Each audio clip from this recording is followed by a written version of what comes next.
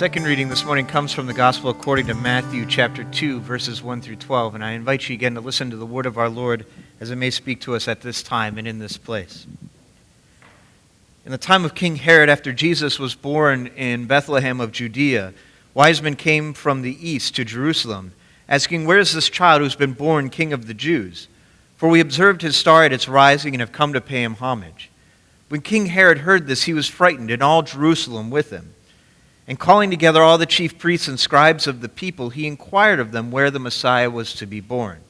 They told him, "In Bethlehem of Judea, for it has been written by the prophet, 'And you, Bethlehem, in the land of Judah, are by no means least among the rulers of Judah, for from you shall come a ruler who is to be shepherd to my people.'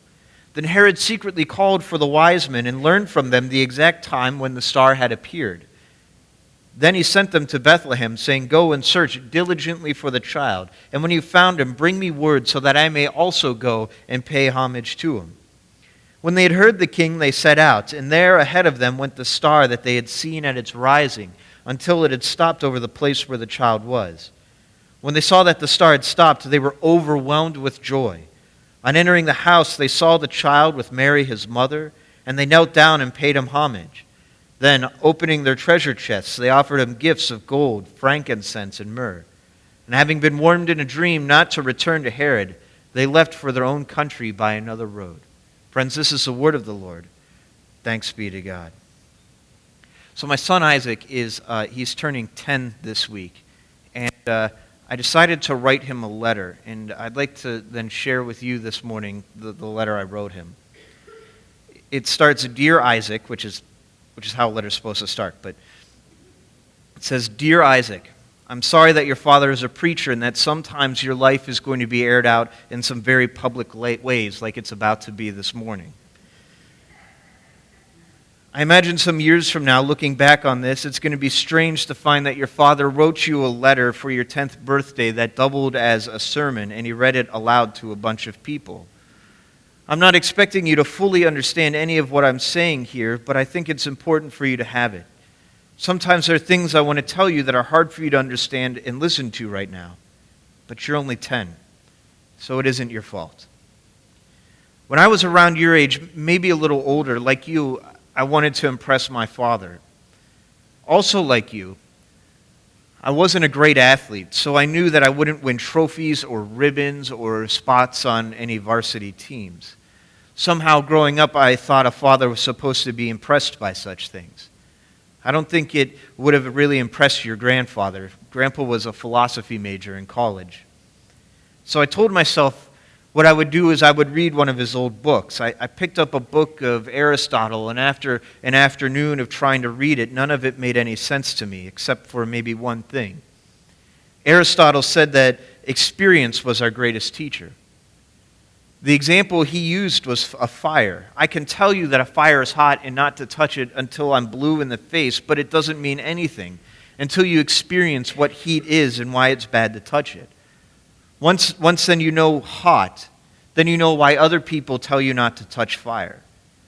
But no one can describe hot for you. You have to learn it through the experience of heat. I'm pretty sure your grandfather knew all that, but I didn't. We don't always choose what stays with us and what sinks in, but for some reason that sunk in for me. I told myself that I wanted to have as many experiences and learn as much as I possibly could from that moment on. Not all the experience I chased were good or helpful all the time. Some of them were downright awful. But Aristotle was right. I learned from them. That's probably another letter and maybe another sermon for another day, but even up to this moment, most of my life has been trying to find this truth, this meaning, this answer to life or why life, that most philosophers, including Aristotle, seem to be chasing as well. My son, I'm bringing this up to try and give you some wisdom from what I've learned in my journeys, in my experience of life so far. I'm not saying that you have to follow the same path I took. In fact, in many cases, I hope you don't. But I think you're smarter than I am. And I think you may have some wisdom that I lacked, and that you might be able to learn from the path I've walked rather than having to walk it yourself. I'm giving you a shortcut if you want to take it. I know how much you love it when I start sentences with this, but in the Bible, there's this story about these wise men. Everyone thinks there are three of them, but all it says is that they bring three gifts. It never tells us how many they are. You know the story. There's a star in the sky, and they go chasing after it. They stop off at an evil king's palace and ask about it, and they follow it again, and it leads to Jesus. But knowing that this king is a bad man, they go home instead of telling the king where the baby Jesus is. It's a nice story, I suppose. Good narrative stuff that makes it into all of our Christmas pageants and on Christmas cards. It's a nice story. But for some reason, though, this year, as I sat thinking about our life together, of all that is taking place in our life as a family, in the work I'm trying to do at church, and in my own life to be a better person, to help others grow deeper in their faith, to be able to hand you a world that is more promising and more hopeful than maybe the one that I grew up in or the one I live in now. The story hit me in a different and in a more profound way. I don't think it's there just to give us something pretty to put on our Christmas cards. I think it has something to say to you and to me about the search, this longing for truth and meaning that I hope one day you will find growing in your own heart. I hope one day you will want to know, like I do, what this is all about. These magi or wise men were like those of us who have this longing to know what life is about and what the meaning of life could be. They were the philosophers and theologians and scientists of their times. They were people who were studying all aspects of life, looking in all corners of possibility from what our physical world could tell us to what the heavens and beyond could tell us about what the meaning of life could be. They looked at everything seen and unseen for these answers. They were curious like you. They were searching for truth. And then one day the star appears, a star like any other. And the funny thing is about stars, Isaac, is that they bridge two worlds. When we look at what they believed about them back then, they were like windows to heaven. They were both in our world and in the divine world. And where does that star lead to a baby that we believe does the same thing? They followed the star because they believed that where the star led would be the answer to the meaning of everything. And they found Jesus, fully human, fully divine, fully physical, fully metaphysical, a bridge between two realities.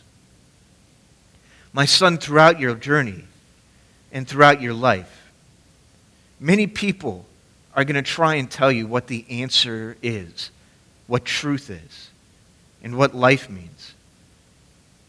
My personal favorite answer to the meaning of life is the answer 42, which is found in The Hitchhiker's Guide to the Galaxy. Some people and some scholars will tell us that there is no meaning.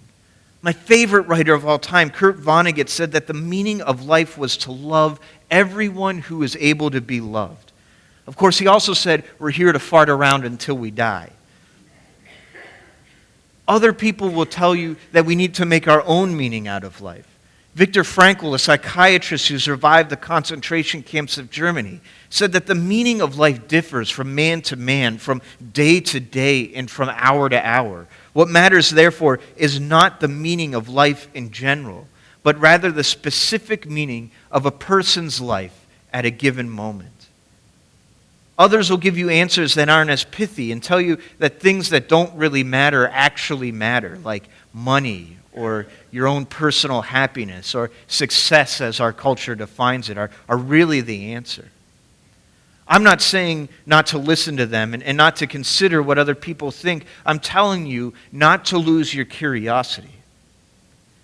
One of my favorite things about you is that you aren't afraid to ask questions and challenge ideas, even at your age. It's also the most perplexing thing about you sometimes. Okay, it's the most perplexing thing about you most of the time. But if you ask me, after all I've read, after all I've studied, after all I've lived through and seen, after all I've experienced and learned, if you ask me about what the meaning of life is, I'm going to agree with the Magi. The answers all lead to Jesus. And when I keep him as the answer, everything else in a weird way somehow falls into place. I wish I could tell you exactly what it means to have a person be the answer to that question. But I cannot quite comprehend the full implication or consequence of that myself. All I know is that through him I've found joy, not joy that goes away, but one that endures through pain. I've learned what it means to love fully and deeply, not love in a sentimental way, but a love like the love I have for you, where my heart beats as you breathe. I've found deep meaning in trying to understand and trying to live as he teaches us. My life has become fuller. And as things become hard and I make mistakes, as you will, I find the grace that he offers to be of absolute necessity and a source of strength against the heaviest challenges and the largest obstacles. Isaac, for your 10th birthday, knowing that you won't understand it now, I hand you this sermon and this letter with a wish for you. That throughout your life you will learn from experience. That you will engage with the greatest minds this world has ever seen. That you will continue to question and challenge everything that doesn't ring true in your heart. That you never lose your curiosity or settle for easy answers. That you, like the Magi, search for truth and meaning in your life. And like them, and like your Father, that it leads you to discover Jesus and discover all the wonder and awe that resides therein. My dear son, I fear that you will know the darkness, like many of us have in these times. But my hope for you is that you will also see the light that the darkness cannot overcome. My wish for your birthday and for your life is that you will see the same light that shined in that sky so long ago. The light that leads to Jesus. The light that is Jesus. The same light that I see shining in your eyes. I am, and always will be, your loving Father. Amen.